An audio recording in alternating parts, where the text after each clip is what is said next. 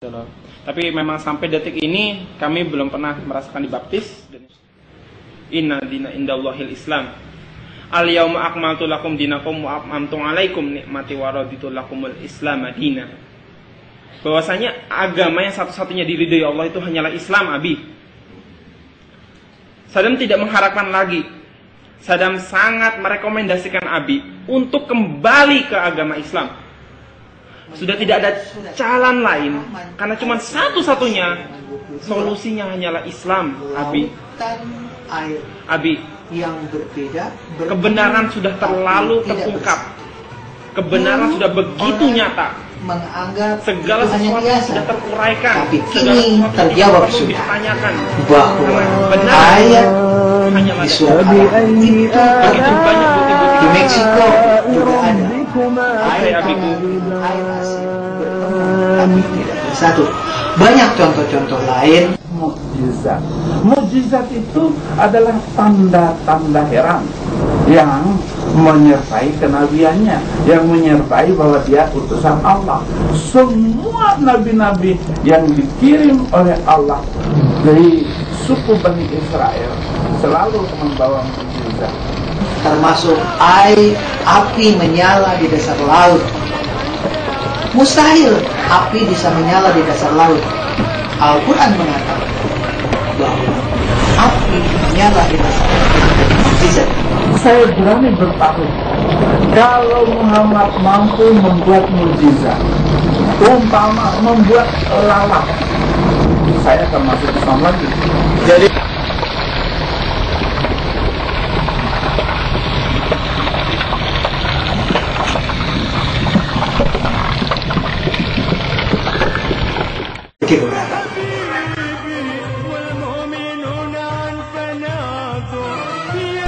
kalau berbicara mukjizat Nabi Muhammad Sallallahu Alaihi Wasallam itu banyak, dan salah satunya adalah Al-Quranul Karim merupakan mukjizat.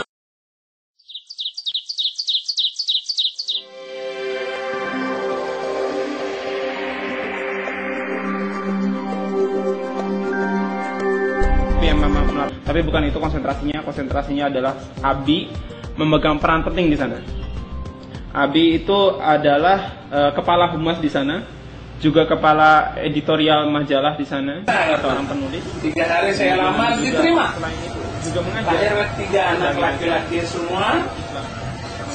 Yang pertama baju putih itu saya kasih nama Fikri Khomeini, yang kedua Saddam Hussein, yang ketiga Muammar Gaddafi. Kenapa saya kasih nama tokoh-tokoh itu? Karena saya nggak suka dengan Kristen. Saya mau jadikan 3 orang ini teroris besar. Kami sangat percaya diri bahwasanya ini adalah langkah hidup yang baik, gitu. Karena di Al Zaitun, alhamdulillah, tempat yang luar biasa. Apa saja yang kita ingin cari, insya Allah Al Zaitun bisa membackupi, gitu loh. Namun Abi tahun 2006 beliau sempat ada permasalahan, gitu kan. Permasalahan, dan permasalahan itu mengerucut kepada kepemutarannya Abi ketika Abi itu down. Namaku Murteza Mawad Fikri, anak pertama Saifuddin Ibrahim. Lembaga ini. Ya, assalamualaikum. Al-Zaitun itu sendiri, gitu. Sehingga Abi yang dulu itu pernah cerita langsung kepada saya, mengkeluh kesahkan ke warahmatullahi wabarakatuh. Dan akhirnya nama Abi saya lambat Muhammad laun, Gaddafi, anak bungsu dari bapak saya Saifuddin Ini Ibrahim. pesantren Az-Zaitun Indramayu. Bapak pernah dengar nama itu kan? Nah, di pesantren ini saya kepala humas. Abi tahun 2006 Saya kepala humas di pesantren ini. beliau sempat waktu itu masih ada permasalahan ini gambar saya dan masih kepala humas permasalahan di sini. itu mengerucut Ya. kepada kepemutarannya Abi. Nah, yang ini Chinese Cirebon saya panggil ayah karena di rumah dia saya terima Yesus Kristus. Saya kepala rumah, saya guru Al-Quran. Saya tidak mampu melaksanakan ajaran Islam dengan sempurna. Sholat 5 waktu siapa kuat? Mungkin ibu-ibu yang banyak duit boleh. Tapi tukang beca, orang miskin, petani susah mengikuti ajaran Islam.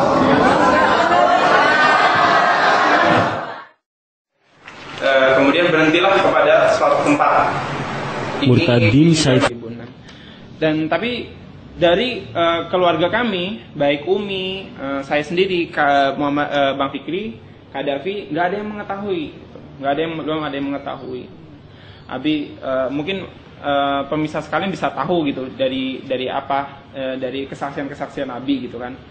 Tapi yang memang melatar belakangnya Abi itu adalah ketika Abi itu down gitu kan, merasakan mungkin ada kekecewaan terhadap lembaga ini, institusi ini, Al-Zaitun itu sendiri gitu kan, sehingga Abi yang dulu itu pernah cerita langsung kepada saya, mengkeluh kesahkan kekecewaannya itu. Dan akhirnya, tapi lambat laun saya adalah orang yang pertama di keluarga mengetahui Abi itu masuk Kristen, orang yang pertama. Dan ketika itu saya diajak oleh Abi, bilang pulang kampung gitu kan, pulang kampung kita ke NTB. Abi memang asli dari NTB, Bima, di sana kita rekreasi dan lain-lain gitu kan. Tapi memang hal yang janggal adalah ketika kita berjalan ke sana kemari, kita sempat transit di beberapa tempat, ada di Jakarta, ada juga di Surabaya gitu kan. Dan ketika transit, kita selalu mengunjungi, saya sama Abi berdua saja, ini mengunjungi tempat teman-temannya Abi gitu. Tapi ketika bermain ke sana, yang saya temui gitu kan adalah teman-teman Abi itu non muslim semua gitu loh. Dari pertama kali ketemu, mohon maaf saya harus sebut tahu namanya, ada Pendeta Edi Sabto gitu kan. Pendeta Edi Sabto, kemudian juga ada yang asal dari Surabaya juga itu, bapak-bapak di sana gitu kan. Di sana baik orangnya, orang-orang yang baik gitu kan. Tapi memang bagi saya itu wajar gitu kan. Bagi saya itu wajar kalau misalnya Abi itu memang bermuamalah sama mereka, it's okay gitu kan. Biasa gitu.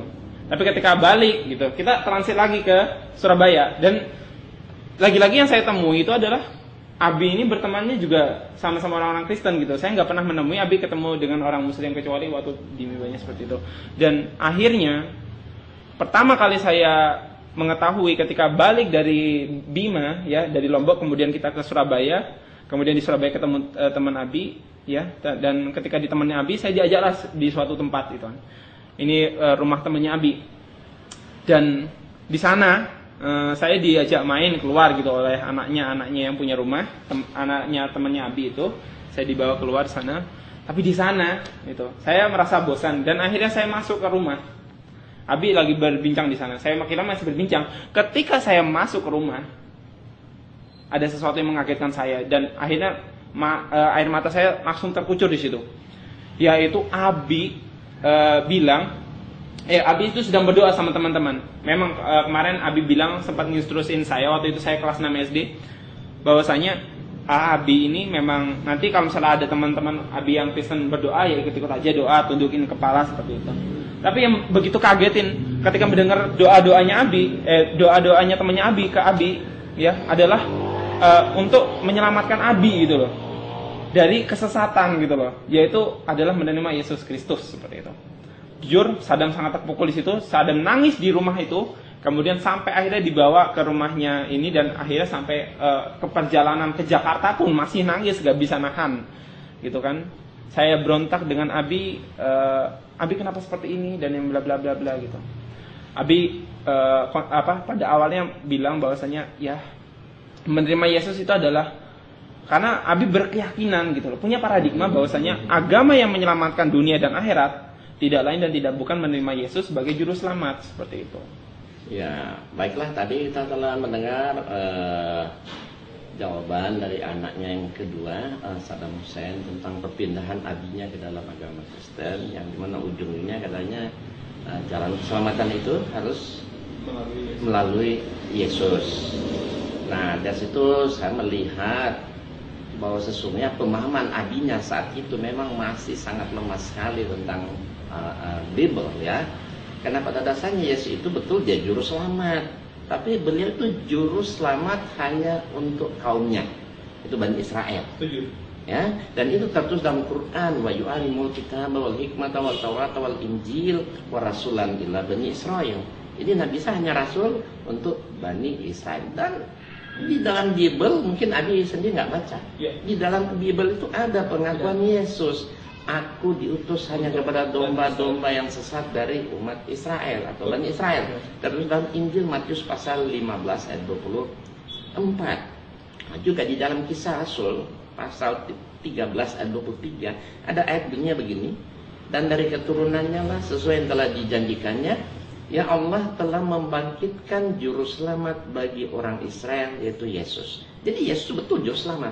Namanya setiap nabi, semua nabi pasti membawa jalan keselamatan. Tetapi beliau itu juru selamat hanya untuk Bani Israel saja, tidak untuk seluruh alam semesta. Jadi periodenya udah selesai, ya. Jadi periode udah selesai dan sudah digantikan, diteruskan oleh Rasulullah Sallallahu Alaihi Wasallam. Bahkan di dalam Quran pun Nabi Isa yang memberi kesaksian dalam surat As-Saff. Apa kata Nabi Isa? Wa isqala Isa ibnu Maryam, ya Bani Israel, inni Rasulullah ilaikum musaddiqan lima baina yadaya minat Taurat wa mubassiran birasuli ya'ti min ba'di ismuhu Ahmad. Jadi Isa sendiri memberi kesaksian dalam Quran bahwa dia itu rasul hanya untuk Bani Israel, dan menjelaskan tentang akan datangnya seorang rasul penggantinya, penerusnya, yaitu Rasulullah Muhammad Ahmad, maksudnya yang terpuji, maksudnya itu nama dari Nabi kita Nabi Muhammad SAW. Nah itu yang Abi mungkin kurang jeli melihat ayat Quran dan belum memahami saat itu tentang kandungan Alkitab atau Injil. Tapi baiklah, nggak apa-apa. Kita akan bahas selanjutnya. Kemudian pertanyaan berikutnya yang setelah beliau masuk dalam agama Kristen dan menjadi penginjil, apakah ada usaha-usaha Abi kalian itu untuk mengajak istrinya, ibu kalian, dan kalian bertiga itu untuk masuk dalam agama atau mengikuti beliau? Silakan. Mengenai mengajak ayah kami Saifuddin Ibrahim, pertama kali memang saudara saya Saddam Hussein yang pertama kali mengetahui bahwasannya ayah saya Saifuddin Ibrahim murtad dan mengikuti agama Kristen. Nah, di sini kami bertiga, di sini antara saya sama Bang Fikri, di sini tidak, waktu pertama kali itu pindah ke Jakarta. Di situ kami berdua tidak mengetahui bahwasanya ayah kami itu memasuki agama Kristen. Dan ketika itu juga Bang Saddam juga galau. Dia tidak bisa langsung mengatakan bahwa ayah kami memasuki agama Kristen tersebut. Tapi setelah beberapa lama, seminggu kemudian di Jakarta, akhirnya Bang Saddam berani mengatakan kalau ayah kami itu memasuki agama Kristen. Dan di situ kami berdua, antara Bang Fikri ataupun saya pun menganggap ya aneh gitu loh. Masa seorang ustadz, kita udah diajarin sejak kecil mengenai agama Islam, lalu tiba-tiba ayah kami menerima agama Kristen sebagai Yesus sebagai juru selamat dia. Maka dia berusaha, maksudnya kalian bertiga sama ibu kalian, ada usaha beliau untuk ikut dia. Iya itu. Setelah mengatakan itu, sebelumnya itu ayah kami itu tidak langsung mengajak, tidak secara langsung. Dia pertama kali di Jakarta, dia memberi kita Alkitab satu persatu. Lalu di sana kita disuruh membuka pasal Amsal, lalu Matius, terutama Amsal itu mengenai keorangtuaan. Dia mengajari kami, lalu mendoktrin kami. Nah, di situ antara saya sama Bang Fikri itu belum mengetahui. Nah, di situ kita oke aja, mungkin sebagai ayah kita yang ustadz itu ingin mengajari. Nah, setelah seminggu kemudian ayah kami sudah ngomong ya sebelumnya ya, kalau seminggu kemudiannya Bang Saddam mengatakan bahwasannya ayah kami masuk Kristen. Nah, di situ tiba-tiba juga mama, ibu kita Nur Hayati merasa sedih, nggak percaya juga. Bukan hanya ibu kami, tentu saja saya dan Bang Fikri, Bang Sadam juga sedih ketika tahu Papa menerima. Lalu di situ Papa itu mulai semakin keras mengajari kita, karena dia tahu cepat atau lambat Mama, ibu kita Nur Hayati pasti akan berusaha menghindar dari ayah. Di situ kami pun kabur dari Jakarta ke Jepara.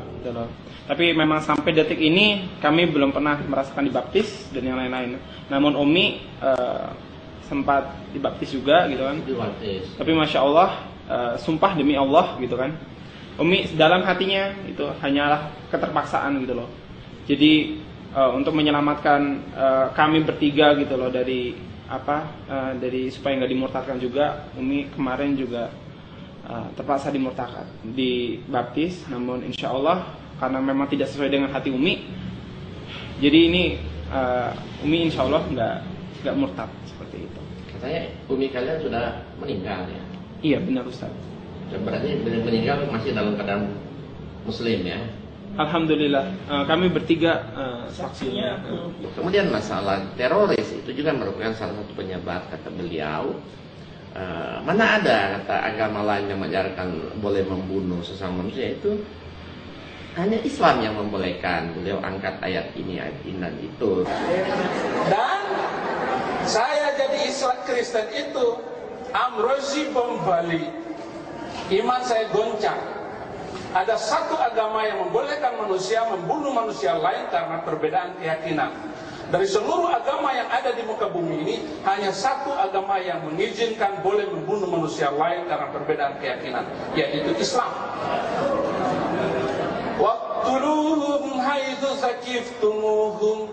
Al-Baqarah 191. Bunuhlah mereka di mana saja kamu jumpai mereka.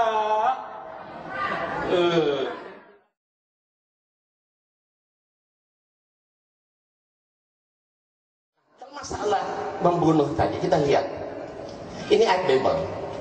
Siapa yang menyuruh menumpas? Tumpaslah, jangan ada belas kasihan, bunuh semuanya. Laki-laki perempuan kata anak kecil menyusul disuruh bunuh sama Allah. Inilah saya bilang ajaran teroris, sadis, bengis, biadab. Teroris itu semua tertulis di Bible, bukan di Quran. Saya heran.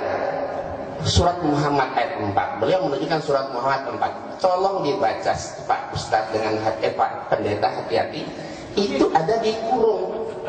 Ya, apabila kamu bertemu dengan orang kafir di medan perang, itu dibuang.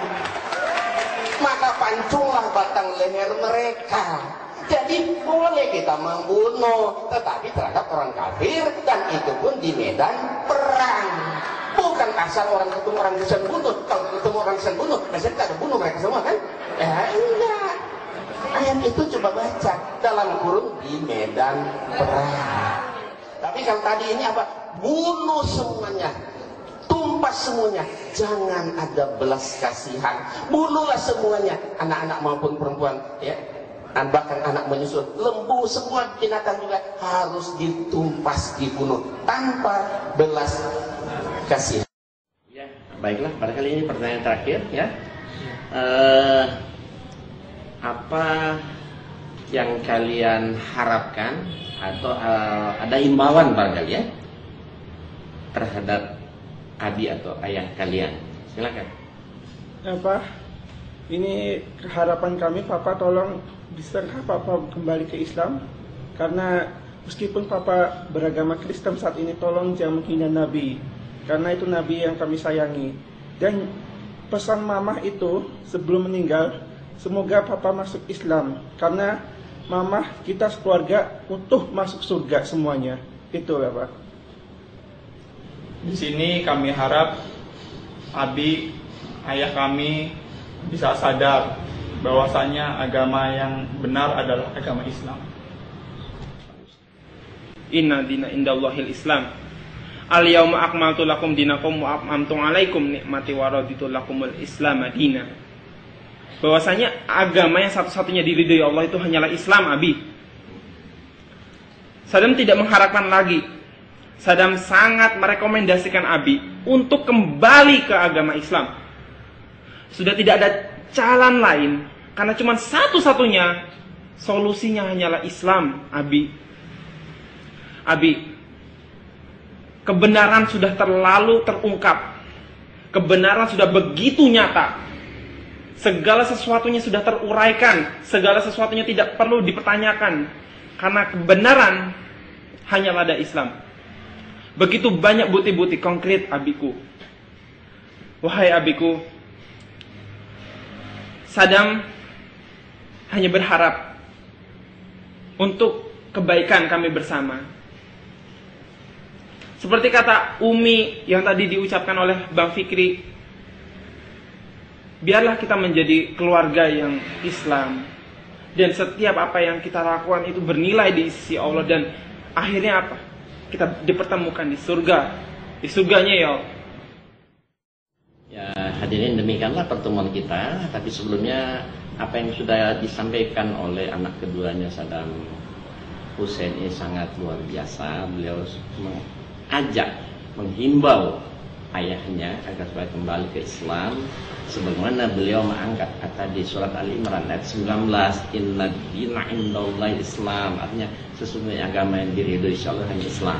Berarti selain pada Islam tidak diridhoi. Bahkan ada satu ayat lagi lebih menarik sebenarnya, surat Ali Imran ayat 85. Itu ayat 3, ayat lagi lain itu surat 5 ayat 3, al-yauma akmaltu lakum dinakum, itu surat 5 ayat 3 ya, di mana Allah telah menyempurnakan, meridhoi Islam itu sebagai agama bagi kita. Dan satu lagi yang saya tambahkan, surat Ali Imran ayat 85, wa may yabtaghi ghairal islami dinan fala yuqbal minhu wa huwa bil akhirati minal khasirin. Artinya barang siapa mencari agama selain daripada agama Islam, maka sekali-kali tidak akan diterima agama itu daripadanya, dan dia akhirat dia termasuk orang-orang yang merugi. Nah, oleh sebab itu ya harapan saya juga semoga Pak Saifuddin Ibrahim diberi hidayah kembali ya oleh Allah Subhanahu wa taala masuk ke dalam agama Islam, agar supaya mereka bisa bersatu bersama istri dan anak-anaknya di surga. Dan nanti kita doakan saja semoga satu saat beliau akan sadar kembali.